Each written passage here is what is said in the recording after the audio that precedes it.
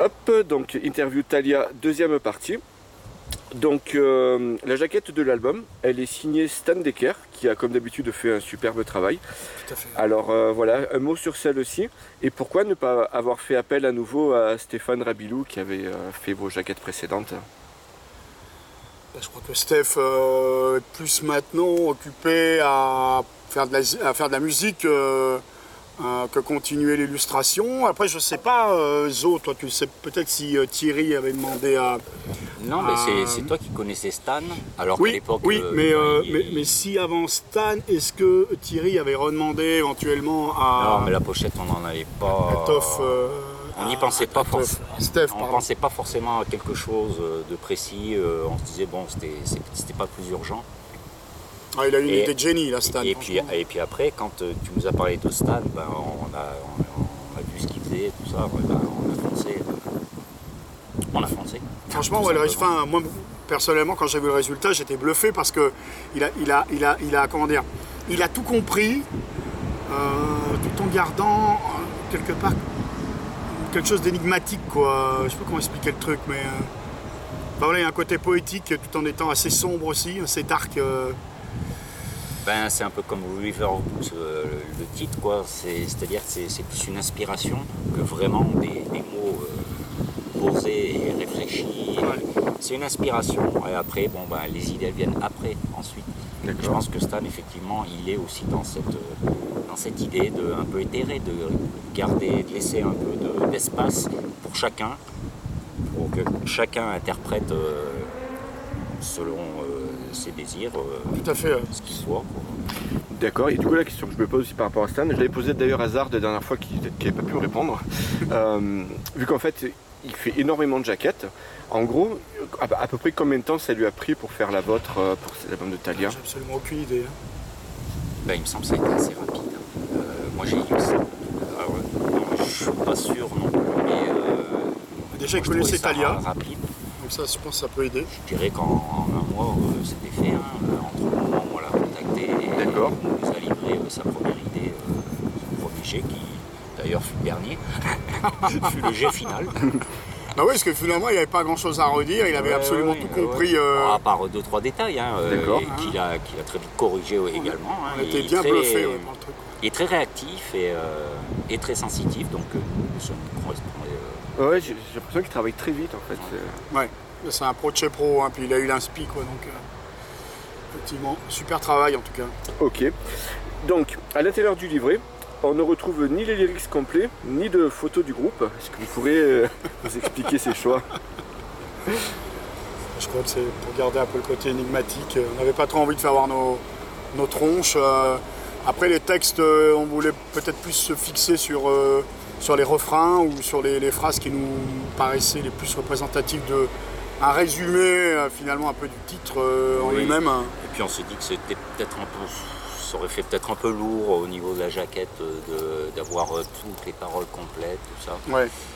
Au niveau des photos, en fait, moi j'ai eu l'idée, comme l'album s'appelle River of Books, je dis bah tiens, si on se prenait pas en photo nous-mêmes, mais qu'on se prenne chez soi ou dans un lieu qui nous plaît, avec un bouquin qui nous plaît. Chacun choisit un bouquin et je vais prendre une partie du corps ou je savais pas trop comment j'allais faire. Et finalement, c'est vrai que j'ai pas pris les têtes ou pas forcément les corps non plus, mais d'ailleurs.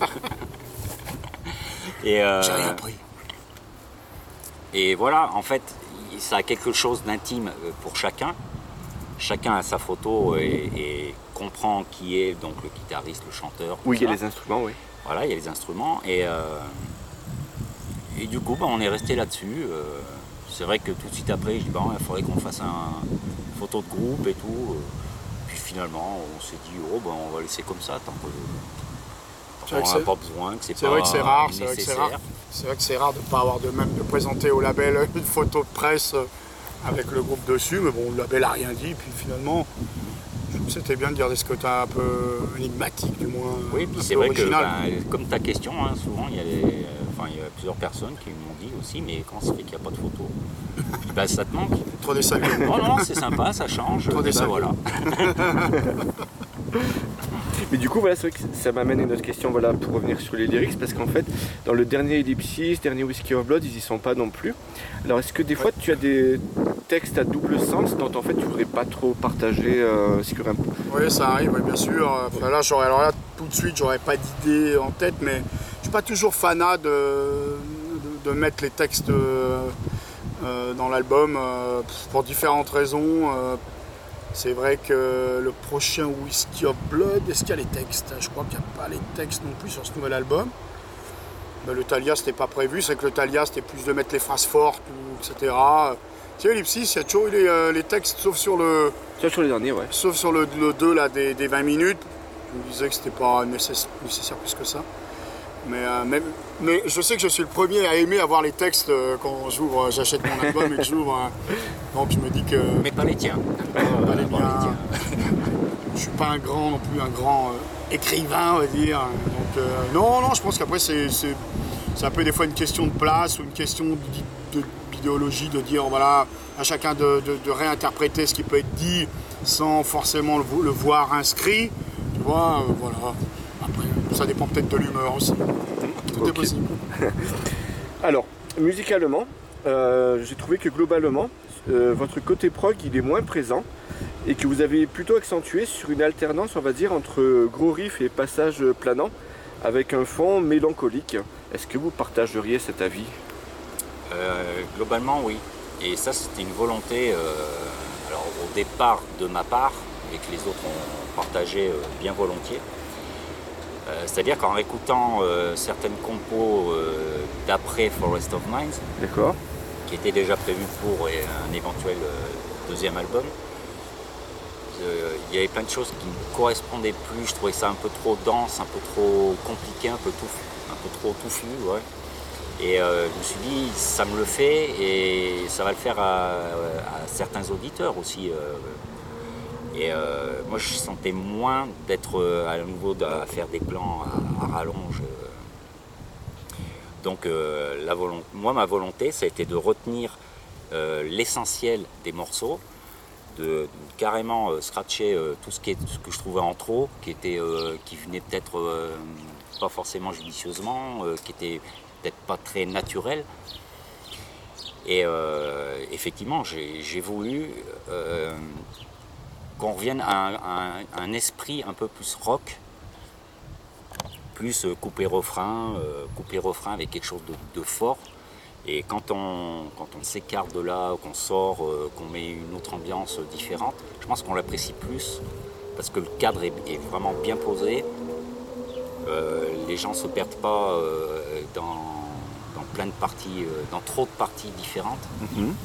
Et là, effectivement, je trouve ça plus efficace. Et tout le monde a suivi aussi, hein, tout le monde s'est pris au jeu. Et c'est pour ça aussi que je suis content que ça se ressent dans la puissance globale de chaque morceau. En fait, on sent qu'on est plus direct, on atteint peut-être plus les gens plus fort, plus profondément, en s'éparpillant moins. Et voilà, c'est à la fois de l'efficacité et je sais pas, l'intuition, enfin, ça s'est fait quand même assez naturellement. Hein. Moins le côté prog technique, même si déjà sur Forest of Mind, il y avait déjà moins... Moi, quand j'ai connu Thalia, c'était du gros prog technique, un peu Face Warning, Dream Theater. Donc c'était 91-92 avec voix aiguë, voix très lyrique, etc. J'aimais beaucoup d'ailleurs pour ce côté-là. J'aimais moins après quand je suis arrivé. Je plaisante. Mais oui, c'est vrai qu'il y a un côté, on va dire, presque hard rock, bien groovy, avec des ambiances. On garde peut-être, je pense, un côté prog sur les ambiances, un certain nombre d'ambiances dans les arpèges, c'était un peu à la Rush, etc. Mais ouais, il y a un bon compromis sur cet album, entre la puissance et la mélodie, l'harmonie et les ambiances. D'accord, donc du coup, la période où tu les as connus, ça remonterait donc à 91-92 je suis très mauvais pour les dates. Aux deux dernières démos 94, grâce à Gérard Foy. 91, il me semble, c'était la dernière démo qu'on avait fait avec... Parce que c'était cette période que j'ai trouvé la plus prog, en fait. Ouais. Non, mais c'est ça en plus, hein, c'est vrai. Hein.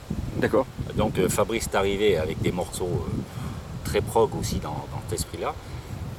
Et finalement, on a profité de sa voix et de son expérience pour déjà avoir cette démarche d'un peu moins, partir un peu moins dans tous les sens. Fab est arrivé, on devait être, je sais pas, on enregistrait les dernières compos qu'on avait fait. Quand c'était prêt, on appelait Fab, et il venait, il bossait dessus. Des fois, ça arrivait qu'ils disent mais c'est où le couplet, c'est où le refrain. Ouais, c'était la période du théâtre alors. Ouais, non mais même nous, il y a que Thierry qui était sûr, parce que c'était lui qui compose. Oui, le compositeur, oui, tu m'étonnes. Mais même moi avec Toff, des fois. Et moi j'adorais ce côté-là, j'adorais ce côté barré, justement, prog, technique. C'est un challenge en fait. Puis après, c'est vrai qu'il y avait le clavier aussi au début, il y avait Sylvain. Puis après, voilà, après quand Sylvain est parti, ça a changé aussi. Je pense que ça a pris une nouvelle direction. Enfin, un clavier, avec un clavier à plein temps, tu fais pas ce que tu veux. Enfin, tu es obligé de garder un côté forcément au prog, ou du moins, voilà, s'il est intervenant à 80% dans les compos, et tu vas forcément aller vers des trucs peut-être plus atmo, plus prog, que s'il est plus là, quoi. Donc, de toute façon, aussi. Au niveau clavier, c'est votre guitariste qui les assure la plupart du temps aussi. Oui, oui, il avait une guitare, comment on appelle ça, guitare clavier, c'est quoi le nom, 5 claviers, Guitare midi. Ouais, guitare midi, à une période où il faisait les deux en même temps, c'était rigolo, quoi. D'accord. Il faisait les plages. Enfin. Mais d'ailleurs, c'est parce qu'on sortait de plusieurs années avec un clavier qu'on a eu cette inertie de rester dans cet esprit clavier que tu as relevé tout à l'heure dans Forest of Minds par rapport à River of Books. River of Books, là, le fait d'avoir retravaillé les morceaux qui, à l'époque, restaient dans cet esprit clavier, Ouais. Ça a tout changé, le fait de plus avoir, 24 ans plus tard, cette imprégnation du clavier dans Thalia. D'accord. Alors, on revient donc à l'album. Voilà, donc River of Books, voilà, donc je trouve plutôt réussi avec des titres qui restent bien en tête, comme par exemple River of Books, Atmosan ou Cries of Earth. Cependant, il m'a quand même fallu plusieurs écoutes pour vraiment rentrer dedans dans l'album. Est-ce que c'est un écho que d'autres vous ont fait ou pas? Malgré son côté direct en fait. Moi j'ai eu un petit peu ce ressenti aussi par rapport à quelques personnes autour de moi. Parce que les compos, tout en étant simples, sont quelque part sophistiqués, avec un chant un peu particulier, des mélodies un peu spéciales.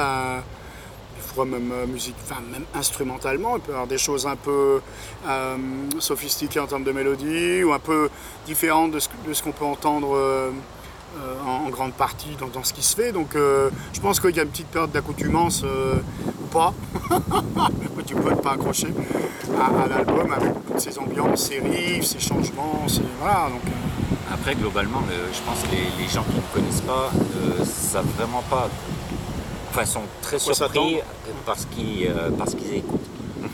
Et ils se rendent compte qu'ils ne savaient vraiment pas à quoi s'attendre. Et je m'attendais pas à ça.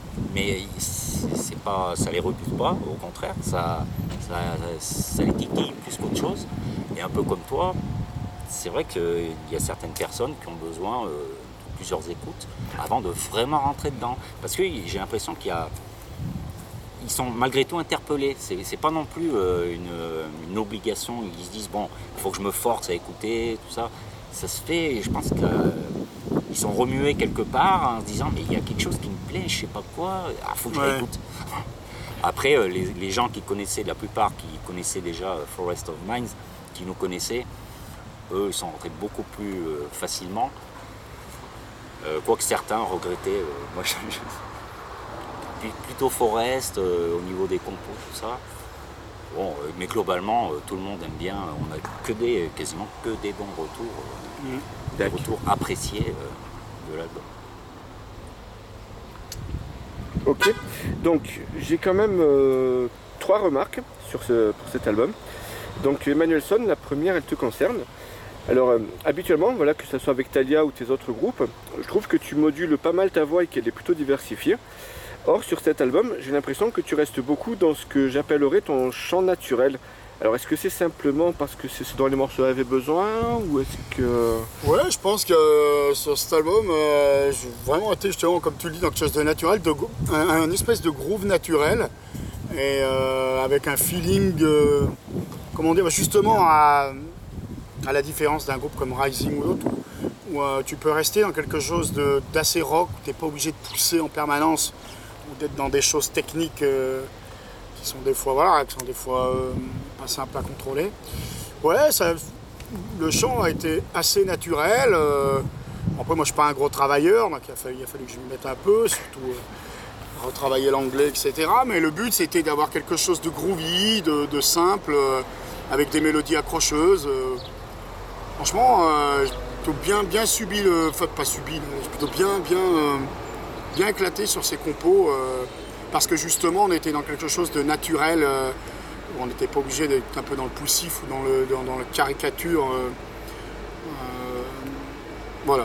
Je crois qu'il n'y a pas grand-chose d'autre à rajouter. Ok. Donc la deuxième remarque, ça concernerait votre batteur Christophe Denk. Dans le livret, on voit une photo avec une double pédale. Alors cependant, j'ai écouté plusieurs fois, mais je ne suis pas certain d'en entendre, que ce soit sur cet album, voire même les précédents. Parce que des fois, il peut y avoir des breaks où je me dis, bon, c'est sur les tomes ou c'est avec une seule pédale. Est-ce qu'il utilise de la double sur des passages ou pas? Alors il utilise effectivement, il fait jamais il va pas faire un couplet à la double, Oui. C'est pas ça, lui, son truc c'est plus voilà, sur des breaks, des trucs comme ça, il va s'en servir en intervention. C'est un. Très léger quoi. Voilà, c'est très léger, c'est un instrument qui sert, la double pédale, mais avec parcimonie. D'accord. Mais c'est pas du tout l'intention de. Alors je vais pas dire bourriner, mais plus de. C'est pas dans l'intention de mettre de la puissance et du gros rythmiquement. C'est vraiment pour ajouter un moyen technique de faire sonner un break ou n'importe quoi. D'accord, donc il utilise, c'est vraiment très peu quoi. Ouais, il l'utilise pas du tout comme d'autres.